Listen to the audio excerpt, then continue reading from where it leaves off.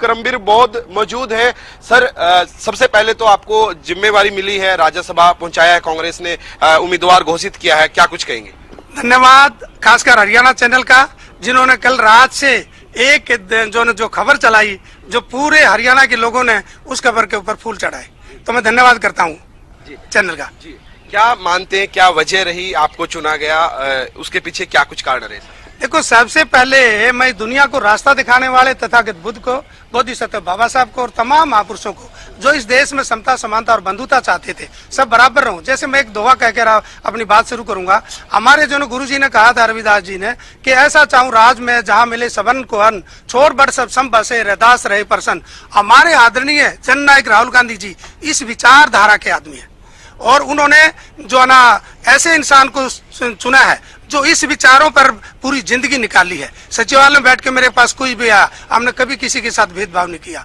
तो इस प्रकार से उन्होंने जो हमारे राष्ट्रीय जो ना जननायक राहुल गांधी जी, मल्लिकार्जुन खड़गे जी, हमारे वेणुगोपाल जी और हमारे जो राष्ट्रीय अध्यक्ष जो त्यागी हैं, बाबा साहब के बाद दूसरे अगर दलितों के कोई बड़े नेता उभर के आ रहे हैं तो वो राजेंद्र गौतम जी है, जिन्होंने कैबिनेट मंत्री दिया था, के राजू जी, डॉक्टर अनिल जैन जी, या तमाम जो लीडर हैं उनका भी धन्यवाद करता हूं। दूसरा, आपके टीवी के चैनल के माध्यम से जो हमारे हरियाणा प्रदेश के जितने सीनियर लीडर हैं, आदरणीय जो नाम हुड्डा साहब, बहन शैलजा जी, चौधरी वीरेंद्र सिंह जी, रणदीप सिंह सुरजेवाला जी, हमारे जो अध्यक्ष हैं राव नरेंद्र जी, हमारे जो प्रभारी हैं बीके हरिप्रसाद जी, या तमाम सारे एमएलए जो खासकर जो मेरे साथ सपोर्टर, जो मेरी विचारधाराओं, मेरे संगठनों से जुड़े हुए लोग थे, उनका भी मैं धन्यवाद करता हूं कि बड़ी जिम्मेवारी दी है साथियों। वो जिम्मेवारी आपके कंधों पर है। हम मिलकर, ऐसा ना हो जो राहुल गांधी जी ने इतना बड़ा विश्वास किया है, हम उसको पीछे नहीं होने देंगे। जी सर, क्या वजह रही कि आपको उम्मीदवार बनाया, क्या कुछ उसके पीछे कारण रहे, क्या कुछ कहेंगे? देखिए, वजह तो नहीं, मेरी जो ड्यूटी लगाई, मैंने नौकरी के बाद कांग्रेस ज्वाइन की, क्योंकि मेरे विचार कांग्रेस से मिलते थे। और अगर देखा जाए तो अगर जब से कांग्रेस बनी, दलितों, पिछड़ों, आदिवासियों के लिए जितने काम किए, वो शायद कांग्रेस के मुकाबले में किसी ने नहीं किए। लेकिन 23 तारीख को जननायक राहुल गांधी जी से हमारी जो ना मीटिंग थी दिल्ली के अंदर इंदिरा भवन में, तो उन्होंने जो बातें रखी वो हमारा दिल छू गया। और मैंने खड़े होकर रिक्वेस्ट की कि सर, हम एमएलए एमपी बनने के लिए आपके पास नहीं आएंगे। अगर बाबा साहब ना होते या हमारे महापुरुष ना होते तो आज हम ये बढ़िया कपड़े पहनने वाले नहीं होते। तो राहुल गांधी जी ने उनकी विचारधाराओं को लेके कि इस देश के अंदर अगर शरीर के अंदर कहीं भी चोट है, दर्द है, तो पहले हमें दर्द और चोट को दूर करना पड़ेगा। तो राहुल गांधी जी उस नीति के ऊपर चले हुए हैं। भले ही उनको चाहे उसका कई बार खामियाजा भुगतना पड़ता हो, लेकिन उनके मन के अंदर जो बसा हुआ है कि मैं इस देश का, जब तक सारे बराबर नहीं होंगे, किसी के साथ भेदभाव नहीं होगा, किसी के साथ अन्याय नहीं होगा, यहाँ सबको समान अधिकार मिलेंगे, इस लड़ाई के लिए हम उनके जो ना फैन है। जिस प्रकार से लगातार दूसरे नेता हैं जो सवाल उठाते हैं कि गुटबाजी, कहीं ना कहीं ये भी कारण माना जा सकता है कि आप किसी गुट से जो है संबंध नहीं रखते थे, आप सभी को साथ लेके चलने वाले थे। ऐसा है, मैंने कल जैसे किया, ये तो मेरे उसमें ही नहीं है। मैं तो वही मैंने बात कही, मैं समता, समानता और बंधुता में विश्वास करने वाला हूँ, और मैं टिकटार्थी नहीं हूँ। मैं टिकट मांगने के लिए लाइन में नहीं लगूंगा, कभी भी नहीं लगूंगा, मैं वादा करता हूँ आपके टीवी बंद से। लेकिन सबसे पहले मैंने जैसे ही मेरे पास मैसेज आया कि भी जो है ऐसे कुछ होने जा रहा है, टीवी में भी आप लोगों ने चलाया, तो मैं आदरणीय हुड्डा जी के पास गया। उन्होंने मुझे चाय पिलाई, लड्डू खिलाया, तबकी दी, और उसके बाद मैंने बहन शैलजा से बात करी, क्योंकि वो टिकट ऑलरेडी बुक थी। उन्होंने गुजरात शादी में जाना था, जबकि मेरे भी दोस्त हैं डिप्टी सीएम आंध्र प्रदेश के, वहां जाना था, तो इसलिए वो कल लाके भाई आप आओ। रणदीप सुरजेवाला जी एयरपोर्ट पर जा चुके थे। मैंने कहा सर कहाँ जा रहे हो, वो वापिस आ गए। और जो है ना उसके बाद चौधरी वीरेंद्र सिंह जी से बात करी मैंने, तो वो कल आगे जो है ना मैं बीमार हूँ, मैं उनको भेजता हूँ, वीरेंद्र जी को भेजता हूँ।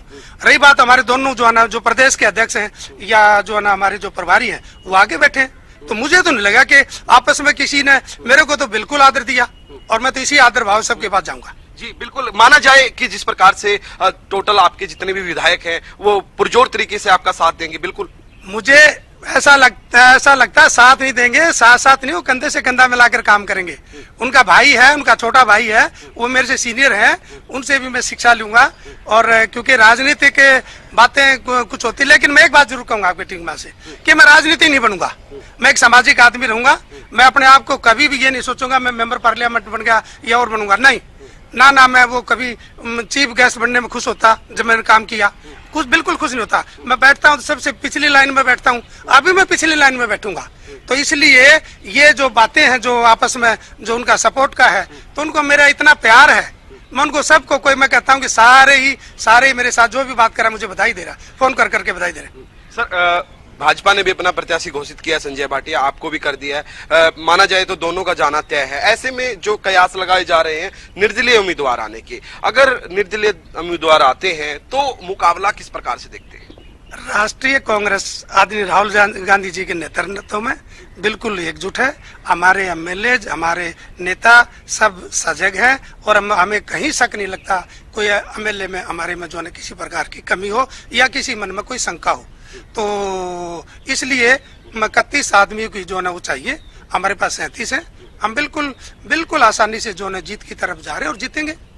निश्चित रूप से कह सकते हैं, जिस प्रकार से आप जिक्र करते हुए नजर आए भूपेंद्र सिंह हुड्डा का, कुमारी सैलजा का, रणदीप सिंह सुरजेवाला का, चौधरी बीरेंद्र सिंह का, कि मानते हैं सबको आप एक साथ लेकर चल लेंगे? मानते नहीं है, मेरे आदरणीय हैं, मना लूंगा मैं बच्चा हूँ ना, छोटा गलती भी करेगा तो माफ करेंगे, वो हो ही नहीं सकता, मैं सबके पास जाऊंगा। सर एक अभियान भी आपने चलाया था, संविधान बचाओ अभियान, काफी सक्रिय नजर आए थे उस समय, तो कहीं ना कहीं माना जाए कि वो भी फैक्टर रहा है? संविधान का तो देखो हम शुरू से ही थे नौकरी में आए, जब भी संविधान के अनुसार हमें नौकरियां मिली और संविधान सबको बराबर का अधिकार देता है, तो इसलिए वो काफी बड़ी मुहिम चलाई हमने, जैसा कि आप कह रहे हैं। उसके साथ साथ हमने बच्चों को पढ़ाने का भी काम किया। हर शनिवार इतवार को मैं, मेरी बीबी भी, मेरे साथ कई ब्यूरोक्रेट्स भी, हम जाके लोगों में काम करते थे। तो वो काम हम अब भी कर रहे हैं। अभी जब भी तो मैं सामाजिक आदमी हूँ, मैं अपने लोगों में जाकर वहाँ मैं नेता बन के नहीं बैठूंगा कभी भी। कभी मेरी फोटो नेता के रूप में आपको नहीं दिखेगी, ये मैं वादा करता हूँ। मेरी फोटो आएगी आम कार्यकर्ता के रूप में आएगी और वो काम मेरा लगातार रहेगा। और लोकसभा और राज्यसभा में जाने के बाद प्रदेश के जो इशूज है, प्रदेश के भी है, राष्ट्रीय इशूज भी हैं, क्योंकि राष्ट्रीय इशू से हम जुड़े हुए हैं, वो सारे इशू हम राज्यसभा में उठाने का काम करेंगे और एक नई चीज हरियाणा को भी पहचान करवाने का काम करेंगे। सर आखिरी सवाल रहेगा, सबसे पहले तो प्रदेशवासियों को क्या कुछ संदेश देना चाहेंगे और किन मुद्दों को इन कह सकते हैं कि भविष्य में अगर आपको जिस प्रकार से उम्मीदवार बनाया है, अगर आप राज्यसभा पहुंच जाते हैं तो कौन से ऐसे मुद्दे हैं जिनको उठाने का काम किया जाएगा? मैं सबसे पहले तो पूरे हरियाणा प्रदेश वासियों का, जिन्होंने मेरे साथ काम किया है और जिन्होंने काम भी नहीं किया है, जो मेरे विश्वास करते हैं, और उनको मैं उनका धन्यवाद भी करता हूं और उनको बधाई भी देता हूं। दूसरा, जहां तक मुद्दों की बात है, आप नेशनल लेवल पर देखोगे, अगर आप देखोगे अमेरिका के साथ जो है ना किस तरह से जो है ना अमेरिका जो टैरिफ लगाने की बात करता है अपने हमारे उस पर सामान पर, अपना फ्री देने की बात करता है, ये और इस तरह के जो इशूज आएंगे तो उसको भी हम राज्यसभा में उठाएंगे। दूसरा, जो किसानों का मुद्दा है, बहुत बड़ा मुद्दा किसानों का। बेचारा जो किसान है वो जितना काम करता है उसको आमदनी नहीं होती, वो बेचारा सुसाइड कर रहा है, तो उसके जो है MSP नहीं मिल रहा, उनके समय पर फसल नहीं बिकती, या कोई भी आपदा आती है तो उसको समय पर जो है राहत नहीं मिलती। तो ये इस तरह के मुद्दे, हमारा जो है ना पूरे देश का बैकलॉग है, खासकर हरियाणा का 75,000 का शेड्यूल कास्ट का बैकलॉग है। दूसरा, एक जो है पिछले दिनों सुप्रीम कोर्ट का केस आया कि DSC OSC बनाया, वो तो सुप्रीम कोर्ट ने कहा, और यहाँ के मंत्री और मुख्यमंत्री उसको बड़ी बड़ी बातें लेके छोटे हाथ करके कहते हमने कर दिया। भाई लंका तोड़ दी, तुम्हारी नालायकापन है कि समाज में आज तक जो है ना हमारे समय पर नौकरी नहीं दे पाई। उन लोगों को जो है ना आज हरियाणा के अंदर 1.5 लाख स्वीपर जो आउटसोर्सिंग, जो सबसे गरीब आदमी है, तुम्हारी 12 साल से सरकार है, क्या कर रहे थे, क्यों नहीं दिया? आप आज DSC के बड़े प्रोग्राम करके जो ना बातें करते हो कि DSC OSC जो ना खागे, तो वो जो ना हालात मैं बना रहे हो, लेकिन आप उसके बाद क्या किया? समाज में फूट डाल दिया। आज पूरे देश का जो पढ़ा लिखा आदमी है उसको आपने अनपढ़ घोषित कर दिया, नॉट फाउंड स्टेबल कर दिया। कभी इस देश में नॉट फाउंड स्टेबल जो है ना मंत्री हुए, कभी CM की कुर्सी हुई? आप देखो एजुकेशन मिनिस्ट्री का हाल देखो, कहता है हमने फसल काटी, डांगर चराई, यह कोई भाषा है? अंग्रेजी, आप वोट मांगने जाओ तो अंग्रेजी बोलो, ये क्यों कोई भाषा है? तो इसलिए धन्यवाद जी। ये थे हमारे साथ राज्यसभा के लिए कांग्रेस की तरफ से उम्मीदवार चुने गए करमबीर बौद्ध, जिन्होंने तमाम जानकारी दी और उन्होंने कहा कि हमारे बीच में कोई भी गुटबाजी जो है नहीं है। और मैं सबके साथ जो है चलता हूं। उन्होंने कहा कि मैं भूपेंद्र सिंह हुड्डा से मिलके आया हूं और उन्होंने मुझे जो है शाबाशी दी है। वहीं कुमारी सैलजा से उनकी बात हुई है, वहीं रणदीप सिंह सुरजेवाला से उनकी बात हुई है, वहीं चौधरी बीरेंद्र सिंह से उनकी बात हुई है। कहीं ना कहीं सभी जो दिग्गज नेता हैं कांग्रेस पार्टी के, उनको साथ में लेके चलने का संदेश देते हुए नजर आए। वीडियो जर्नलिस्ट जसवीर के साथ प्रदीप शोकंद, हरियाणा न्यूज, चंडीगढ़। और इस वक्त की बड़ी खबर की ओर रुख कर लेते हैं। करमबीर बौद्ध ने राहुल गांधी का आभार जताया। कांग्रेस राष्ट्रीय अध्यक्ष मल्लिकार्जुन खड़गे का भी करमबीर बौद्ध ने आभार जताया। हरियाणा न्यूज पर खास बातचीत की। कांग्रेस उम्मीदवार करमबीर बौद्ध ने कहा, मेरे जैसे आदमी पर विश्वास जताने के लिए कांग्रेस नेतृत्व का धन्यवाद। कांग्रेस राष्ट्रीय अध्यक्ष का भी उन्होंने आभार व्यक्त किया। राहुल गांधी का आभार जताया। हरियाणा के तमाम बड़े चेहरों का नाम लिया और सभी का आभार भी व्यक्त किया है। कहा, दलितों के अंदर फूट डाली जा रही है, हम इकट्ठा होकर लड़ाई लड़ेंगे। इससे पहले भी आप कांग्रेस उम्मीदवार करमबीर बौद्ध को सुन रहे थे और उन्होंने कहा कि राहुल गांधी के विचारों पर चलते रहेंगे। साफ तौर पर कहा कि मैं कोई टिकट आर्थी नहीं हूं, यानी मुझे टिकट की कोई इच्छा नहीं, बड़ा नेता बनने की कोई इच्छा नहीं। लगातार ऐसे ही सामाजिक काम मैं करता रहूंगा, पार्टी के लिए काम करता रहूंगा। और राहुल गांधी का आभार करमबीर बौद्ध ने जताया।